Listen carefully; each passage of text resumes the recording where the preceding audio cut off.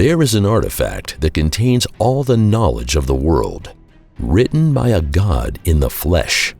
The mysterious Emerald Tablet opens the door to the greatest and oldest secrets of the universe.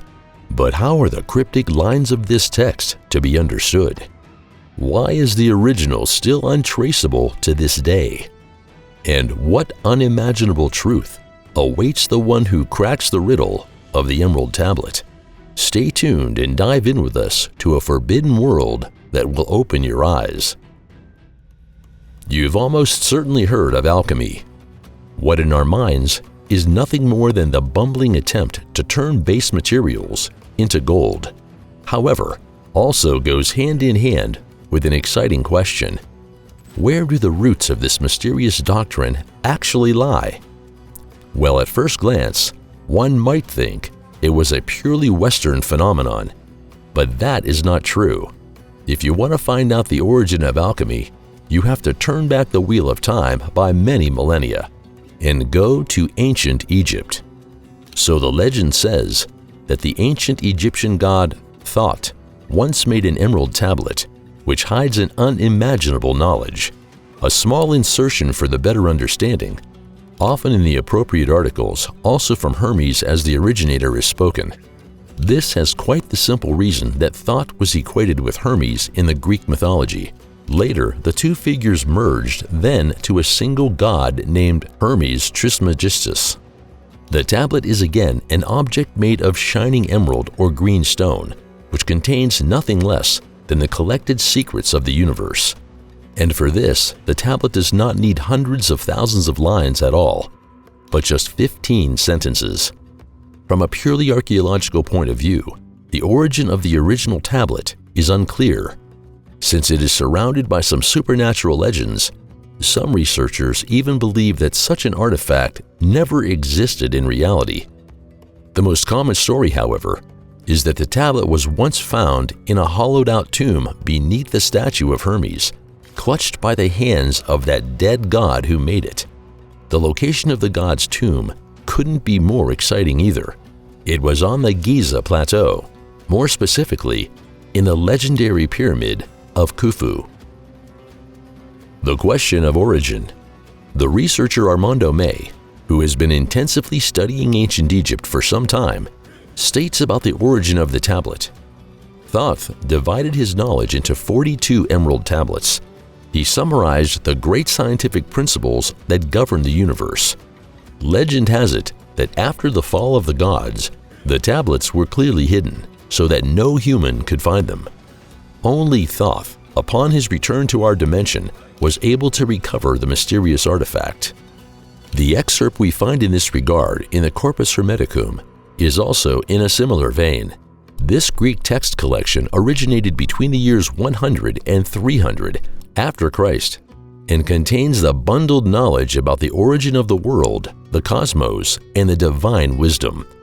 In detail, it talks about the conversation between Hermes Trismegistus and the Egyptian goddess Isis. According to this, Hermes engraved everything he knew into a stone. He hid this stone. All those who later wanted to access the secret knowledge first had to search for it. But an exciting legend would not be an exciting legend if this was the only story of its origin that had been handed down. So it was said in other circles that it was Set who created the mystical object, the son of Adam and Eve. But that's not all. Still others assume that the tablet was made in no less a place than in the legendary Atlantis. The way of the tablet. But no matter who may have created the original artifact, one thing is undisputed. The ambiguous content was translated several times over the course of time and appeared in the most diverse parts of the world. The oldest Arabic version, for example, can be found in the Secretum Secretorium, a not entirely uncontroversial compilation of ancient philosophical texts. The author of the corresponding passage was again a certain Belinus, who in the same breath told how the tablet was discovered in the Great Pyramid of Giza. Belinus did claim that the original text was written in Greek. However, it has not existed for quite some time, if it ever did, of course. Some claim that the legendary object fell victim to the flames. It was destroyed in the fire of the Library of Alexandria. However, today, we do not know what really led to the destruction of the most important library of antiquity, and whether it once also housed the divine Emerald Tablet. Before the text found its way to Europe, it would take until the 12th century. At that time, Hugo of Santalla devoted himself to the task of translating the lines from Arabic to Latin. While the corresponding version was hardly noticed at the time, the translation by Philip of Tripoli became one of the most famous medieval manuscripts ever. The content. Now let's get to the elephant in the room. What is written on the mysterious Emerald Tablet? Well, those who are now hoping to receive an unequivocal decryption of all universal secrets might feel a bit disillusioned in the view of the cryptic content. But don't worry, we'll take the content apart together and see what wisdoms are hidden in it. For example, the first sentence states, "True is undoubtedly, certainly true, and without any falsehood." Already now we recognize that the Emerald Tablet makes a claim that the holy scriptures of the different religions also make for themselves. It contains nothing but truth. Every error, every lie is categorically excluded from the outset. It continues with, "As above, so below, as below, so above," to perform the miraculous works of one thing. The paragraph belongs without doubt to the most famous passages of the tablet. But what does this mean? Why is above below and the other way around? Well, simplified, one could say the different worlds contain each other. That means the higher, not to say divine worlds, affect the lower ones, just as the lower worlds affect the higher ones. The one causes the other. One can conclude from one world to the other. All natural processes repeat themselves on different levels. Just as birds fly through the air in a coherent formation, schools of fish roam the seas. This universal analogy, the being same, is summed up by the miracle of a unified thing. The following passage refers to the origin of all things. And as the whole universe springs from the pure Spirit of God through His Word, so by the imitation of nature, all things are born from this one thing. If you like, the paragraph describes the compelling connection between non-material and material things. Just as God said, "Let there be light," and there was light. An architect designs a blueprint before a house is born from the blueprint. The divine starting point that a plan takes a real form continues to this day through all forms of being. Body, mind, and soul. Its father is the sun. Its mother is the moon. The wind carries it in its belly. The earth is its nurturer. Phrases 4, 5, and 6 place the fundamental principle in a cosmic context. The sun is the father. It acts as the source of light and truth. The primordial mother of the universe is the moon. So we are dealing here with a union of a masculine and a feminine principle that brings forth a new being. Thus, the wind forms its shape in the spirit world before it manifests physically through nourishment by the earth. Accordingly, the three cosmic planes, the sun, the moon, and the earth, correspond to the spirit, soul, and body of man. Material creations spring from the spiritual world, and the wind is the medium of life.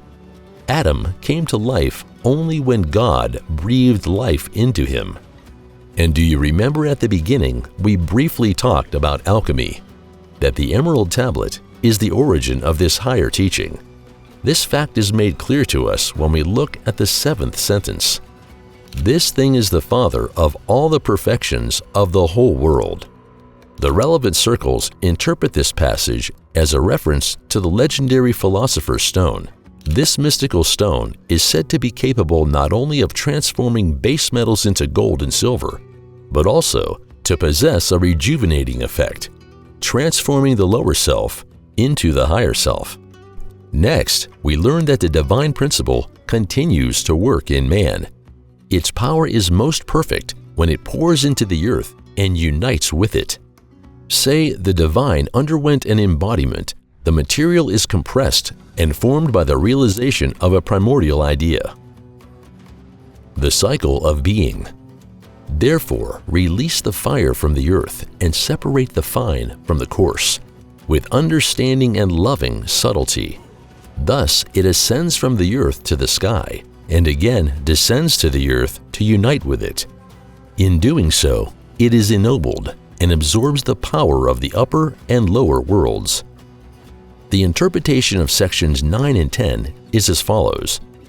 As soon as water evaporates on earth, it rises to heaven, where it condenses into clouds and falls back to earth. If one follows the convictions of the corresponding circles, this cycle can also be transferred to the human being and his soul.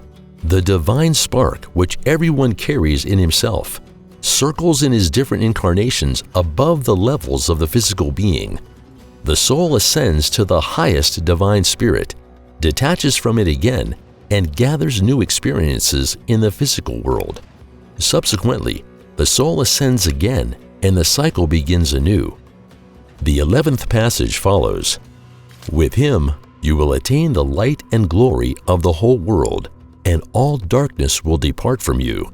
This something is of all powers the strongest power, for it overcomes all that is subtle and pierces all that is solid. Whoever recognizes the secret behind the laws of nature and his own being, thus practically treads God's path to becoming human. Through the inner power that is hereby gained and imparted, the subliminal and the subtle, that is, the energetic, can be overcome.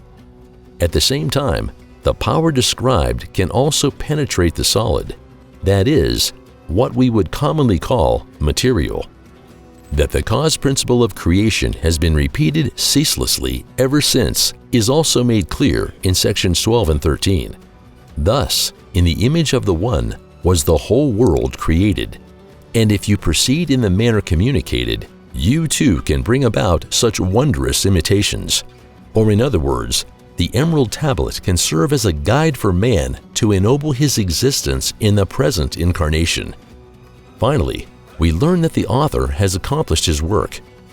Man, not me, therefore, Hermes Trismegistus, that is, thrice greatest Hermes, who possesses the threefold wisdom of the whole world, hereby be accomplished what was to be proclaimed by the masterpiece of the sun. You love exciting videos like this? Then hit the like and subscribe buttons. The next highlights will follow soon.